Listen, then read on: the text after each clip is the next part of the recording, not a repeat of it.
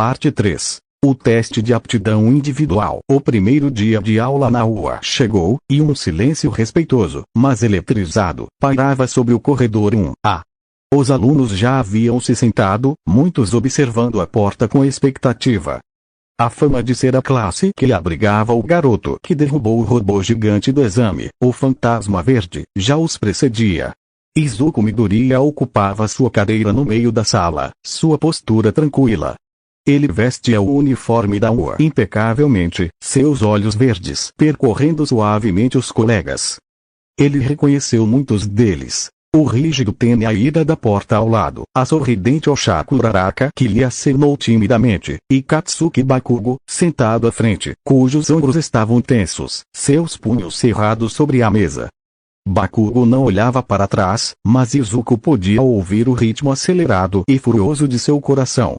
O burburinho cessou abruptamente quando a porta deslizante se abriu. Entrou, arrastando-se, um homem de cabelos negros desgrenhados, envolto em um saco de dormir amarelo, com olhos vermelhos, cansados e uma expressão que transmitia puro desdém.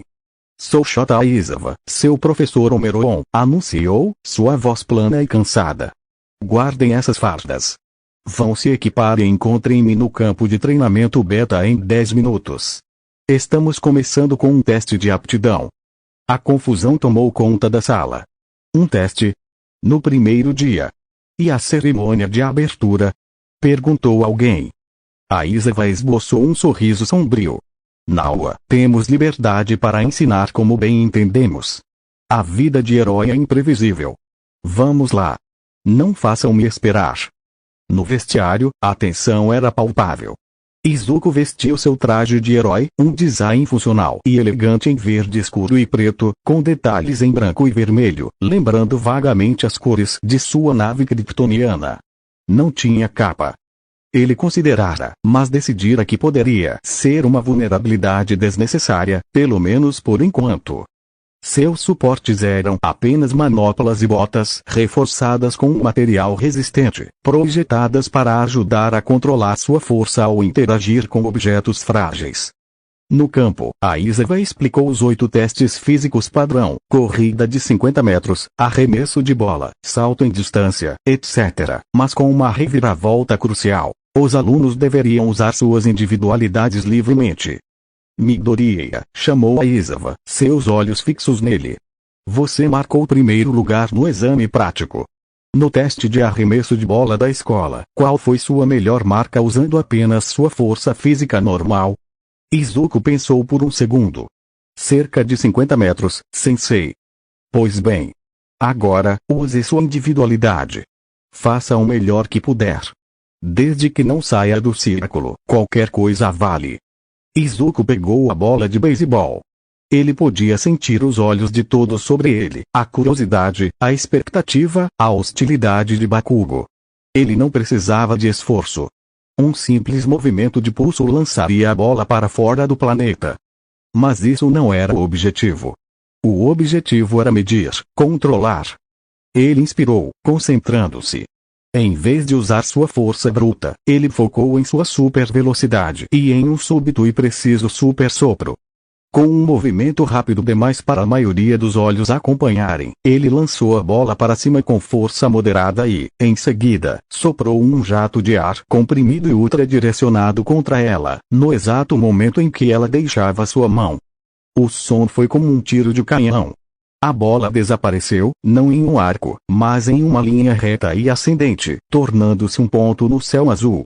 Um segundo depois, o medidor de distância no pulso de Aizawa apitou. Um silêncio absoluto caiu sobre o campo. Então, os murmúrios começaram. "Ir infinito." Ele mandou para o espaço. "Que diabos é essa individualidade?" Aizawa olhou para o medidor, depois para Izuku, seu rosto inexpressivo. "HMPH. Controlado. Você deliberadamente usou uma combinação de força e um sopro propulsor para aumentar a velocidade de escape sem dependência exclusiva da força muscular. Interessante." Izuku inclinou a cabeça. "É uma forma de evitar danos por superaceleração na minha mão e na bola, sensei. E de medir o efeito do ar como propelente." Aizawa não respondeu, mas seus olhos estreitaram um pouco. O garoto não só era poderoso, ele pensava. Os testes continuaram. Para a corrida de 50 metros, Izuku não disparou como um raio. Em vez disso, usou um súbito e curto pulso de super velocidade, cruzando a linha em 0,02 segundos, um tempo recorde, mas não astronômico. Para o salto em distância, ele simplesmente flutuou, voou, além da caixa de areia e pousou suavemente do outro lado, marcando, novamente, uma distância infinita. Em cada teste, ele demonstrava uma faceta diferente de seu vasto arsenal, sempre com um controle impressionante e uma eficiência fria. Ele não era espetacular, era perfeito. E isso estava deixando alguns alunos cada vez mais inquietos. Bakugo, em particular, estava fumegando. Suas explosões eram poderosas, mas pareciam brutais e caóticas em comparação com a precisão cirúrgica de Izuku. Ele se classificava bem, mas sempre em segundo lugar, atrás do Deku inútil que agora parecia tudo, menos inútil. O último teste era o de força de preensão. Quando chegou a vez de Izuku, ele pegou o dinamômetro. Olhou para o aparelho, depois para sua mão. Ele podia esmagá-lo em pó sem pensar. Em vez disso, ele fechou os olhos por um segundo, concentrando-se. Ajustou sua força para um nível humano extremo, mas não sobre-humano. Apertou. O marcador parou em 540 kg/F. Um número incrivelmente alto, mas ainda assim finito, dentro do limite do que a máquina podia medir sem quebrar. Foi o melhor resultado, é claro, mas propositalmente não era o infinito dos outros testes. Aizawa reuniu a classe e projetou os resultados. No topo da lista, como esperado, estava Izuku Midoriya. Sua pontuação era tão anormalmente alta em quase todas as categorias que distorcia a curva. Em último lugar, estava Mineta, o garoto baixinho com cabelos de bolas. Então, Aizawa soltou a bomba. E estava mentindo sobre expulsar o último colocado. Ele ignorou os gritos de indignação. Foi um truque para extrair o máximo de esforço de vocês. No entanto, seu olhar se voltou para a classe, pesado e desaprovador. Isso serve como uma lição objetiva. O mundo dos heróis é injusto. E algumas pessoas nascem com dons que as colocam em uma liga completamente diferente. Todos os olhos se voltaram para Izuku, que permanecia calmo sob o escrutínio. Midoriya, continuou Aizawa. Sua variedade de habilidades, seu controle e seu poder bruto são, em uma palavra, anômalos. Você é, por qualquer métrica padrão, o aluno mais poderoso desta escola. Talvez um dos seres mais poderosos do planeta. A classe ficou em silêncio, chocada pela afirmação direta.